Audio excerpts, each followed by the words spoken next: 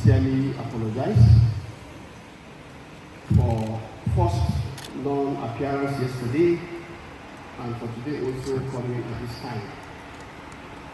Yesterday I was in Lagos State where my governor, the former governor, Umar Bago, led the inauguration of the first commercial flight out of the Bola Ahmed Tinubu International Airport, Minna, to Abuja.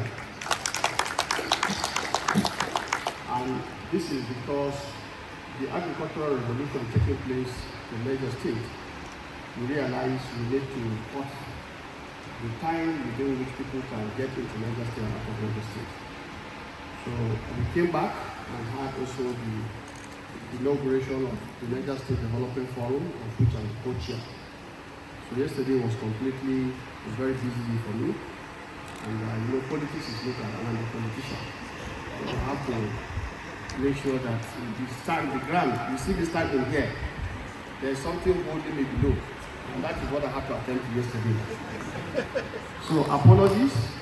Ordinarily, I would have loved to be here with all of you, but I followed up with everything that was going on up to today. And I knew I was due to come here by 2, because this morning I had a lecture delivered at the Chief for Permanent Secretary and Secretary General of the Federation. So permit me to say, we want to appreciate all of you for the Federal Ministry of Agriculture and Food Security. My brother, my big brother, distinguished Senator Dr. Kari, CON, is also currently attending the National Economic Council meeting today. And you know that is the platform through which we try to remove policy intent and actions through the subnationals. Because the National Economic Council is chaired by the Vice President, Senator Kashim Shettima, but also members is from all the governors of the Federation and other political stakeholders. So it's a very important platform for us, and he sends his greetings. And I want to say on behalf of the Federal Ministry of Agriculture and Food Security, we appreciate you for connecting for the second time in this second Post-Harvest Connect conference. And definitely, we set this vision. We challenge the post-harvest members of the ecosystem, and the idea of the Post-Harvest Connect came on board, just taking a cue from the Seed Connect. And I think these two components, if we are able to succeed in them, some of the issues being addressed here can be resolved seamlessly. It gives me tremendous satisfaction to appear here today to address you at this very important event, the second Post-Harvest Connect conference and exhibition. You recall that last year during the initial edition of the program, we all convened here and made various submissions outlining crucial measures. In the last edition, we outlined crucial measures we needed to take as researchers, policymakers, and government to confront the issue of post-harvest food losses. Without overcoming the substantial post-harvest losses in all crops, as well as in livestock and fisheries, we all agree that Nigeria cannot have sustainable food security.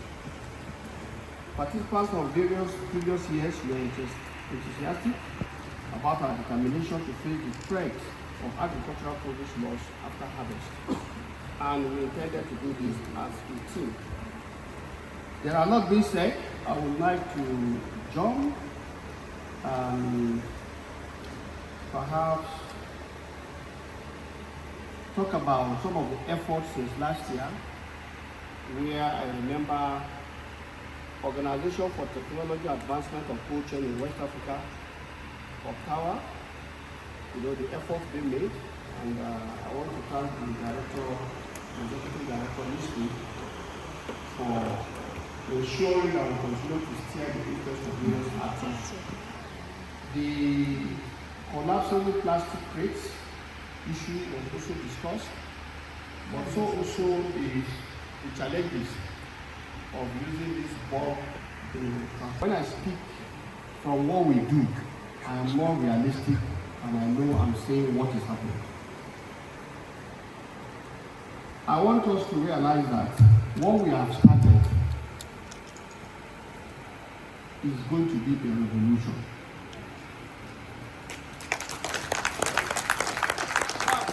before now, everybody in the post-harvest ecosystem is just on his own. If your friend is in the other side, maybe you exchange your friendship and something happens. But with this, we have now created a more formal platform that is now recognized and backed by the Federal Ministry of Agriculture and Food Security. And I want to assure you that it can only get better. Because beyond that, after every conference, we ask for the report. And we'll try to say, what can we do to address some of the concerns? And I think the innovation this year is joining it with a major commodity that is both a food security crop and a cash crop, and also an industrial crop. It's also an export crop. So, when I was told, I said, well, this is the right thing to be done. Because in the review we did, and I'll go straight on to this issue because I know the aspect of post-harvest technology has been discussed tremendously. Let's keep on the engagement, let's keep on talking.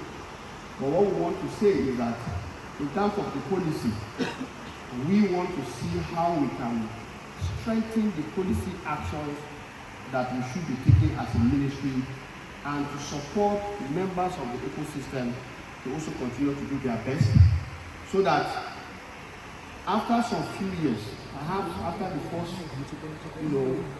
3 years, we should begin to now have studies that will begin to tell us things that are changing in the post-harvest ecosystem.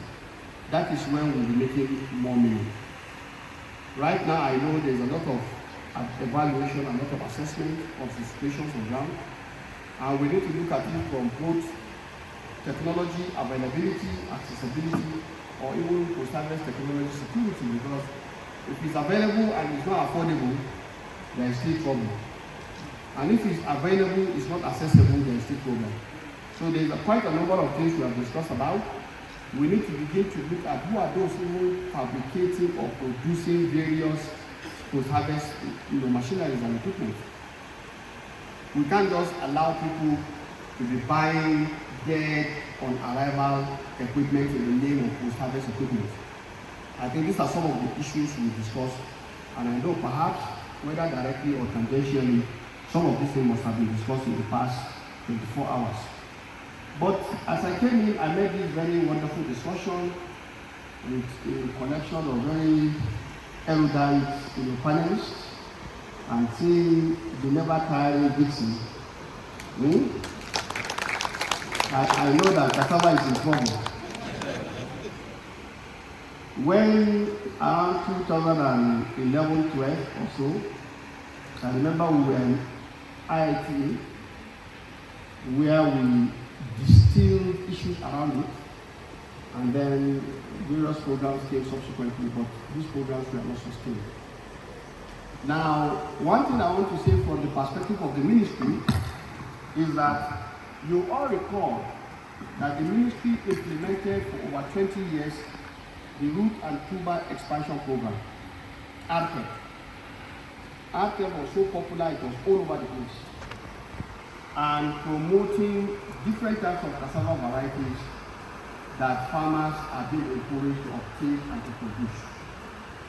And when the presidential initiative on cassava came, a lot of farmers thought millions have landed, and people went into it.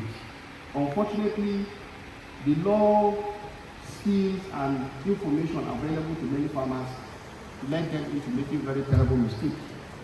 And it was during that period I knew that cassava too dey knock. You know when you say engine knock? It was during that period I knew that cassava too dey knock. I mean, this is. Do you know when cassava is knocked? Because the varieties then, I think, is like when they transport it over a long distance. So many things happen to the tuber. And at the end of the day, it's no longer available to be used as a correct quality tuber. So I had somebody who saw big money and took cassava from Katsina around Fontua as he's taking it to Port Harcourt. By the time he got there, he said, "Anchini tabula." I know when they say tabula, you don't knock with that. Say cassava de matera. So some of this experience speaks volume. But as much as it's funny, to those who experience it, it is not funny. Because from that moment onward, some of these people have been thrown out of business and they've not recovered able to do. So what we have realized as a ministry when we review all of this is starting from this year, 2025, and you can check our budget if I'm not mistaken. I stand to be corrected, but even if it's not there, then it's in the work plan. We decided to transform AdTech. We are tired of expansion. Let us now focus on what will drive organically the expansion. And I'm happy some of the issues being addressed here are apt. So we've changed from root and tuber expansion program to root and tuber industry and export development program, that is RTIDE program. And I think it was when we took that decision that I was informed about the effort in equity. And I said, this is apt. Now, what are we talking about? It's not a good story that for the past almost 3 decades, Nigeria is occupying the #1 position for the top producer of cassava. Am I right? But on the flip side, check the export data, trade data, and you will struggle to look for the flat level Nigeria is located on the back. That is unacceptable, and that is what we saw, and we are aware. We thought things have changed because of some of the interventions, but we realized that there was a policy slump. A lot of things sloped back, and a lot of people ran out of cassava. I know days in which somebody will tell you, I have so-so hectare of cassava, I don't know how to bring it out. And that if you leave it for so long, in the words of one farmer, I say it's itchy.